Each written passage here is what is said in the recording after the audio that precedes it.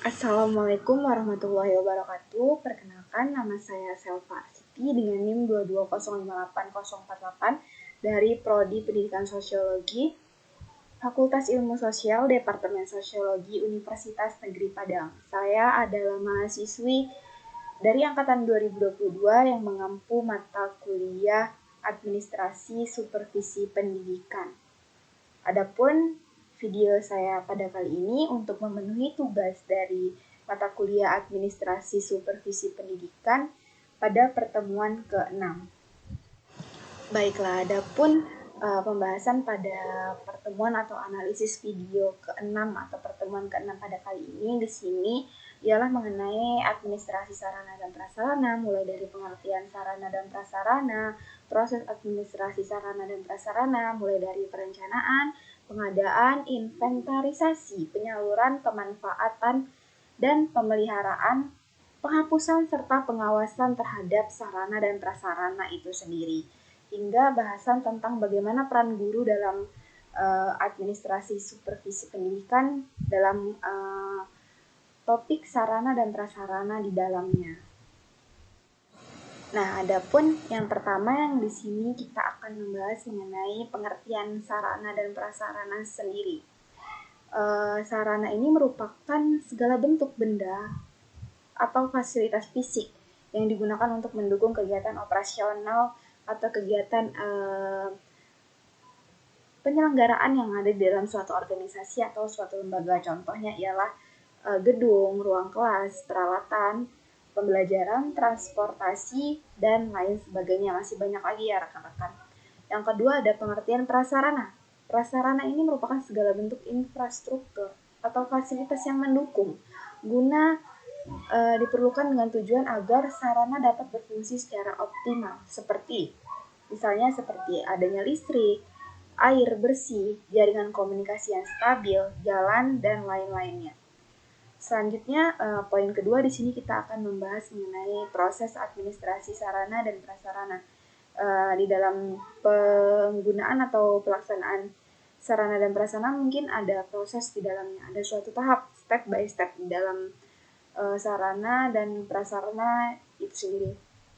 Yang pertama tentunya kita akan melakukan tahap awal seperti perencanaan, di mana apa sih yang kita butuhkan dari sarana dan prasarana, diidentifikasi di dalam tujuan organisasi itu sendiri, di mana perencanaan ini melibatkan pemetaan kebutuhan apa saja yang akan dibutuhkan, analisis mengenai berapa sih anggaran yang akan dicapai atau yang akan ditargetkan, serta penetapan prioritas yang tepat di dalamnya. Selanjutnya ada pengadaan, di mana proses kedua ini ialah proses memperoleh sarana dan prasarana sesuai dengan rencana yang telah disusun dari plan 1 tadi, yaitu tahap awal perencanaan. Ini melibatkan proses pengadaan barang ataupun jasa di dalamnya, serta ada negosiasi kontrak dan pembelian atau penyewaan barang atau fasilitas yang layak sesuai dengan plan 1 tersebut. Yang ketiga ada inventarisasi, di mana inventarisasi ini adalah proses pendataan dan pengelolaan seluruh sarana dan prasarana yang dimiliki oleh sebuah organisasi ataupun lembaga di dalamnya. Inventarisasi ini bertujuan atau guna mencapai tujuan untuk memastikan kelengkapan yang ada itu tetap terjaga, keamanan dan ketersediaan barang atau fasilitas tersebut. Yang keempat ada penyaluran, di mana penyaluran atau alokasi sarana dan prasarana kepada pengguna sesuai dengan kebutuhan prioritas yang ada. Proses ini mencangkup penjadwalan penggunaan, pemberian izin, dan pemantauan penggunaan yang efisien dan efektif ke depannya. Selanjutnya ada pemanfaatan serta pemeliharaan, di mana proses ini adalah kita sebagai anggota yang ingin memakai sarana dan prasarana itu memastikan bahwa sarana dan prasarana yang digunakan secara optimal akan terjaga dan keberfungsiannya terjaga dari keberfungsian dan keamanannya. Ini melibatkan perawatan rutin, perbaikan, dan pengembangan agar tetap relevan dengan perkembangan kebutuhan organisasi. Baik, yang selanjutnya mungkin ada penghapusan dan pengawasan, di mana ini ialah tahap yang paling terakhir dari siklus hidup sarana dan prasarana tadi, termasuk penghapusan barang yang sudah tidak layak pakai, dan pengawasan terhadap penggunaan serta kepatuhan terhadap kebijakan dan regulasi yang ada di aturan organisasi atau sebuah lembaga di dalamnya. Adapun poin ketiga di sini kita akan membahas peran guru dalam administrasi sarana dan prasarana. Peran guru yang pertama ialah pastinya untuk perencanaan pembelajaran, di mana guru berperan dalam merencanakan penggunaan sarana dan prasarana yang mendukung proses pembelajaran seperti merancang layout kelas, memilih peralatan pembelajaran yang sesuai dengan siswa di dalamnya, dan menentukan kebutuhan infrastruktur teknologi yang akan diperlukan untuk proses pembelajaran yang efektif dan efisien. Selanjutnya ada penggunaan yang sangat efisien, tentunya guru bertanggung jawab untuk penggunaan sarana dan prasarana secara efisien di dalam kegiatan proses pembelajaran, sehingga proses pembelajaran tersebut dapat semaksimal mungkin untuk menghasilkan sumber daya manusia yang baik dan bertanggung jawab ke depannya. Adapun pelaporan kondisi, sarana, dan prasarana, di mana pada tahap ini guru dapat memberikan masukan atau laporan mengenai kondisi dan kebutuhan sarana dan prasarana kepada pihak yang berwenang, sehingga perencanaan dan pengelolaan dapat disesuaikan dengan baik. Jadi di sini guru dapat melakukan evaluasi terhadap bagaimana sih sarana dan prasarana itu dapat ditingkatkan kembali agar lebih baik untuk kedepannya.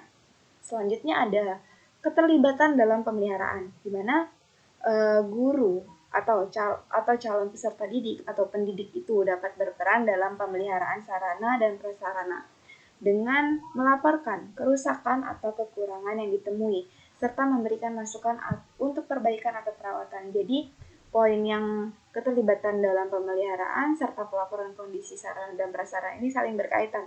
Jadi peran guru atau pendidik di sini akan melakukan evaluasi, di mana evaluasi ini berbentuk laporan yang akan dikirimkan kepada pihak yang berwenang atau bertanggung jawab dan akan memperbaiki kerusakan yang ada di dalam prasarana tersebut akan menjadi lebih baik ke depannya.